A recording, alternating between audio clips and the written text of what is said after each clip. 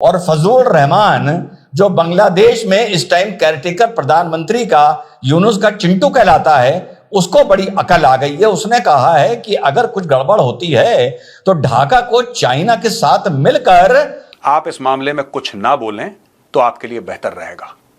पाकिस्तान को तो जूते पड़ने ऐसा ना हो कि आपको भी निपटा दिया जाए। बांग्लादेश के विदेश मंत्रालय ने तुरंत बयान जारी करके कहा कि ये मेजर जनरल का निजी विचार है, सरकार का इससे कोई लेना देना नहीं है। और ये सोची समझी साजिश है जनरल आसिफ मुनीर बांग्लादेश, क्योंकि अभी मोहम्मद यूनुस की बहुत अच्छी दोस्ती है। गुर्बत, गरीबी, भिखमंगे, जहां अपने ही लोगों से अपनी ही फौज पीट रही है, जहां शहर के शहर छोड़कर भाग रहे हैं। मूड बहुत खराब है, तुम बीच में मत आना। पाकिस्तान पिटेगा। देखो, पाकिस्तान को कुत्ता बना के मारेंगे हम लोग, कुत्ता बना के, और जब कुत्ता बना देंगे उसके बाद पाकिस्तान को सुअर बना के कूटेंगे।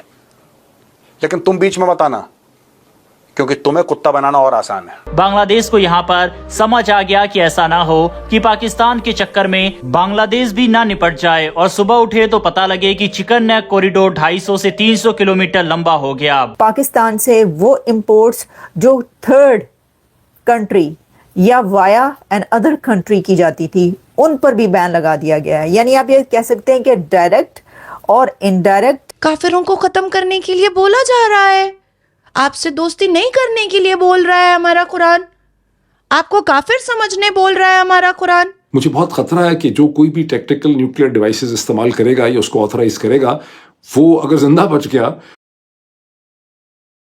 नमस्कार दोस्तों, भारत ने आज पाकिस्तान के सारे इंपोर्ट पे बैन लगा दिया है। यानी जिस तरह पहले पाकिस्तान दुबई के जरिए भारत के मेडिसिन, चावल या कोई भी चीज खरीदता था, अब वैसा नहीं होगा।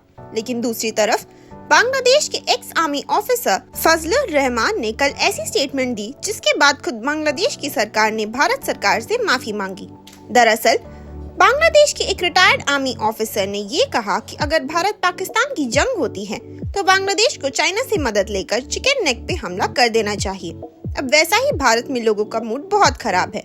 ऐसे में एक गरीब 2 कौड़ी का देश और वहाँ के जनरल ऐसी स्टेटमेंट देंगे तो भारत चुप नहीं बैठेगा और पाकिस्तान के साथ साथ बांग्लादेश का भी सफाया हो जाएगा। इसीलिए तुरंत बांग्लादेश की सरकार ने भारत से माफी मांगी। इसी टॉपिक पर चलिए आगे पाकिस्तानी मीडिया का रिएक्शन देखते हैं। वीडियो को लाइक और चैनल को सब्सक्राइब कर लें।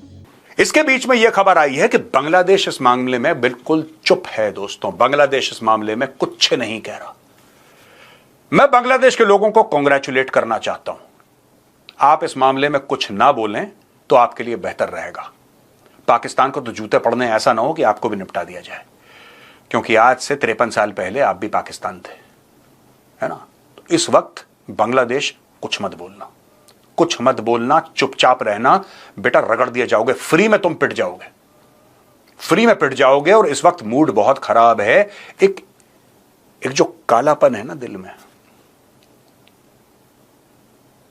एक जो दिल के अंदर जहर है ना, एक जुनून है, एक रेज है, ये भारत का माहौल है। अभी तो पाकिस्तानी निकाले हैं, अभी तो पाकिस्तानी निकाले हैं। ऐसा ना हो कि हमारे सारे राज्यों की और यूनियन टेरिटरीज की पुलिस इकट्ठा हो के, और बीएसएफ और सीआरपीएफ इकट्ठा होकर सिर्फ एक काम में लग जाए कि जितने भी तुम 3-4 करोड़ हो, मार मार के सुअर की तरह तुम्हें निकाले। मुंह बंद रखना अपना बांग्लादेशियों, क्योंकि तुम बेटा तुम बहुत बुरे नापे जाओगे अगर तुमने मुंह खोल दिया। ये जो बीच बीच में तुम्हारे लोग पहले कह रहे थे ना कि वो इस्लामिक भाईचारा है, ये भाईचारा निकल रहा था ना तुम्हारा, बेटा चारा चारा रह जाओगे, भाई का तो पता नहीं है। मूड बहुत खराब है, तुम बीच में मत आना। पाकिस्तान पिटेगा। देखो, पाकिस्तान को कुत्ता बना के मारेंगे हम लोग, कुत्ता बना के, और जब कुत्ता बना देंगे उसके बाद पाकिस्तान को सुअर बना के कूटेंगे। लेकिन तुम बीच में मत आना, क्योंकि तुम्हें कुत्ता बनाना और आसान है। फ्री में कुट जाओगे अगर तुम बीच में आ गए। दोस्तों, 427 अरब पाकिस्तानी रुपए यह स्टॉक मार्केट का लॉस है, और 22 अप्रैल के बाद 8000 पॉइंट पाकिस्तान का स्टॉक मार्केट क्रैश कर गया। पाकिस्तान से लोग अपना सरमाया लेकर, अपनी इन्वेस्टमेंट लेकर बाहर भाग रहे हैं। कोई दुबई भाग रहा है, कोई लंदन भाग रहा है, कह रहा है पाकिस्तान में नहीं रहना। इंडियन आर्मी आ रही है, इंडियन नेवी आ रही है, इंडियन एयरफोर्स के राफेल आसमान में गरज रहे हैं, कह रहे हैं जाओ भागो यहां से। फ्लाइट ऑफ कैपिटल शुरू हो गया पाकिस्तान के अंदर से, फ्लाइट ऑफ कैपिटल। आज की तारीख में दोस्तों, वो पाकिस्तानी जो पाकिस्तानी स्टॉक मार्केट में पैसा लगा रहे थे, जो मोटे आसामी थे पैसा लगा रहे थे, वो अपना पैसा निकाल के वापस जा रहे हैं लंदन और दुबई। और उनके सबके मन में सिर्फ एक ख्याल है कि यार कब्रिस्तान में इन्वेस्टमेंट कोई करता है, कोई कब्रिस्तान में पैसा लगाता है क्या? यह हाल कर दिया है। तो दोस्तों, मिलिट्री मार तो पड़ेगी, डिप्लोमेटिक मार पड़ेगी, इकोनॉमिक मार पड़ेगी, पॉलिटिकल मार पड़ेगी, और तब तक तुम्हें मारेंगे कि तुम जितने भी हो ना, जिनकी शक्ल इंसान जैसी है, तुम्हारी शक्ल अगले 3 महीने के अंदर सुअर जैसी लगेगी। आज का वीडियो सेव कर लेना पाकिस्तानियों। मुझे धमकी दे रहे हैं, मुझे फोन पे धमकी दे रहे हैं कि जो पाकिस्तानी तुम्हारा वीडियो देखते हैं और कमेंट करते हैं, हम तुम्हारा चैनल पाकिस्तान में ब्लॉक करवा देंगे। कुत्ते की औलाद, आज करवा। सॉरी, मैं कुत्ता समाज से फिर माफी मांगता हूं। सुअर की औलाद, आज करवा, अभी करवा, तीनों चैनल ब्लॉक करवा। मैं मेडल की तरह अपनी छाती पे पहनूंगा कि मेरे तीनों चैनल पाकिस्तान में ब्लॉक हैं। It's a matter of great honour for me. तुम्हारा वो हाल करेंगे, दुनिया थूकेगी नहीं तुम्हारे ऊपर। तुम देख लेना, दुनिया थूकेगी नहीं तुम्हारे ऊपर, तुम्हारा वो हाल करेंगे। तुम्हें बहुत खुजली हो रही है, खास तौर से पाकिस्तानी पंजाबी हैं, इनको बहुत खुजली है, बहुत खाज है। बेटा, इस बार ऐसा मुकम्मल इलाज होगा कि तुम लोग जाओगे, तुम्हारी पतलूनें एयरपोर्ट पे उतारी जाएंगी। तुम देख लेना, अभी तुम देख लेना, FATF का देख लेना, तुम यूनाइटेड नेशन सिक्योरिटी काउंसिल का। मैं तुम्हें अभी बता रहा हूं क्या क्या देखना और तुम्हारे साथ क्या होगा। और ये आसिम मुनीर का तख्ता पलट होगा। अभी ये सारी प्लानिंग, अभी तैयारी इसकी हो रही है। आसिम मुनीर का तख्ता जाएगा। ये भी मेरा वीडियो सेव कर लेना। मैं जो भविष्यवाणी करता हूं, आप लोगों ने देखा होगा, सच होती है, देर सवेर वो सच होती है। और आज मैं कहता हूं आसिम मुनीर का तख्ता जाएगा, शहबाज शरीफ की सरकार गिरेगी। पाकिस्तान में गृह युद्ध जैसे हालात होंगे, जहां पे एक पाकिस्तानी दूसरे पाकिस्तानी के गरेबान पे हाथ डाल रहा होगा। ऐसे इनकी खाने की, आटे की कतारें लंबी लंबी होंगी, प्यास से मरेंगे। देख लेना क्या क्या होने वाला है।